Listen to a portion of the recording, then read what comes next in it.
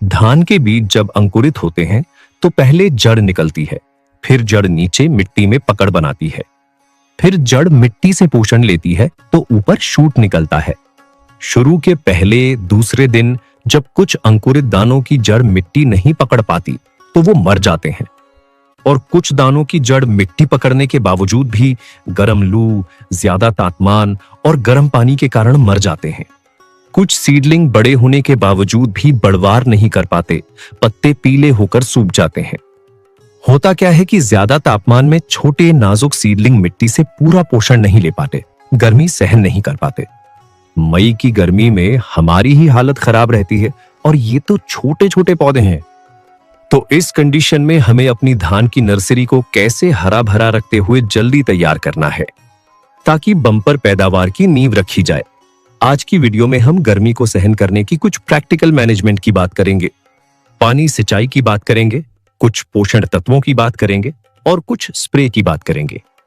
पौध की क्यारी में धूप में पानी खड़ा रहेगा तो गर्म भी होगा, और यही गर्म पानी पौध के मरने का कारण बनता है। कोशिश करो कि पानी शाम को लगाओ।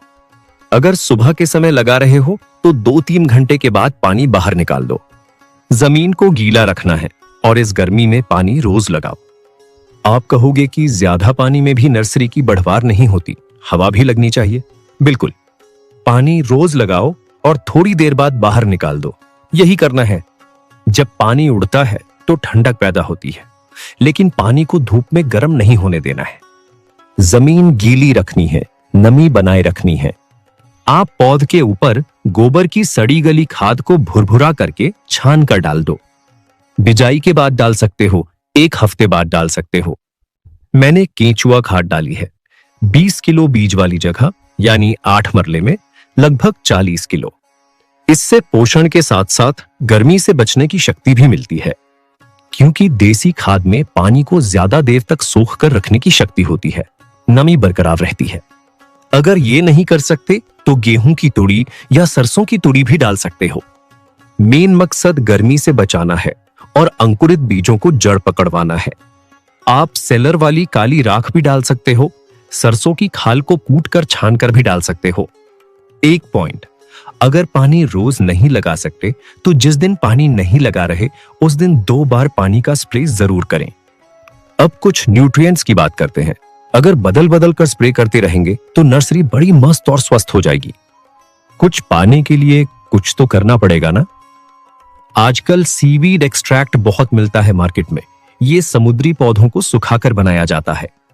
लिक्विड और दानेदार दोनों मिलते हैं। इसमें जरूरत के सारे तत्व होते हैं, ऑर्गेनिक होता है, छोटे सीडलिंग्स को बहुत फायदा करता है। महंगे बीज बेचने वाली कंपनियां भी बीजों के साथ सीवीड एक्सट्रैक्ट दे रही हैं कि 7 से 10 दिन की नर्सरी में डालने के लिए। 20 किलो बीज वाली जगह यानी 8 मरले में 50 मिलीलीटर सीवीड एक्सट्रैक्ट को रेत में मिलाकर खड़े पानी में डाल दो या स्प्रे कर दो जिस दिन पानी ना दे रहे हो। ठीक है, आसान सस्ता तरीका बता दिया। अब दूसरा स्प्रे बताता हूं, और यही स्प्रे आपकी नर्सरी की जड़ों को मजबूत करेगा, बढ़वार तेज करेगा और गर्मी में भी पौध को ताकत देगा। जिस दिन पानी ना दे रहे हो उस दिन 15 लीटर पानी में 100 ग्राम NPK 18-18-10 और 50 मिलीलीटर ह्यूमिक एसिड मिलाकर स्प्रे कर दो। यहां NPK 18-28-10 का फास्फोरस शुरुआती जड़ विकास में बहुत बड़ा रोल निभाता है। छोटे सीडलिंग्स की जड़ें तेजी से फैलती हैं, मिट्टी को जल्दी पकड़ती हैं और पौध गर्मी का सामना बेहतर तरीके से कर पाती है। वहीं नाइट्रोजन पौध को हरियाली और बढ़वार देता है और पोटैश पौध की सहन शक्ति बढ़ाने में मदद करता है। छोटी पौध में ह्यूमिक एसिड रामबाण का काम करेगा। अगर ह्यूमिक एसिड ना प्रयोग करें तो सीवीड एक्सट्रैक्ट मिला सकते हैं। अच्छा, NPK 18-28-10 के साथ 50 ग्राम कीलेटेड जिंक भी मिला सकते हैं। स्प्रे बदल बदल कर करते रहें। जिस दिन पानी नहीं दे पाए उस दिन करें। आप खाली पानी का स्प्रे करेंगे तो भी गर्मी से बचाव होगा, चाहे थोड़ा कम हो। अच्छा, लास्ट जरूरी बात, जब नर्सरी 12 से 14 दिन की हो जाए तो 4 से 5 माइक्रोन्यूट्रिएंट्स जैसे जिंक, मैंगनीज, आयरन, बोरॉन वगैरह का मिश्रण मार्केट में मिलता है, जरूर डालें। खड़े पानी में डाल सकते हैं, स्प्रे कर सकते हैं। स्प्रे सुबह या शाम को करें। अगर अलग अलग खरीद लो तो सस्ता पड़ेगा। 20 लीटर पानी में जिंक सल्फेट 33% वाला 100 ग्राम, फेरस सल्फेट 19% वाला 100 ग्राम, मैग्नीशियम सल्फेट 100 ग्राम और साथ में 100 ग्राम यूरिया मिलाकर 1 कनाल जगह यानी 40 से 50 किलो बीज नर्सरी पर स्प्रे कर दो। और 20 किलो बीज नर्सरी वाली जगह के लिए ये मात्रा 10 लीटर पानी में आधी कर दो। फिर 8 से 10 दिन बाद दोबारा स्प्रे करो। इससे आपकी पौध हरी भरी हो जाएगी, पीलापन भी ठीक होगा, बढ़वार बढ़ जाएगी, क्लोरोफिल बढ़ने से हरियाली आएगी। भाई मेरे, अपनी पौध को सूखने मत दो, पीला मत पड़ने दो।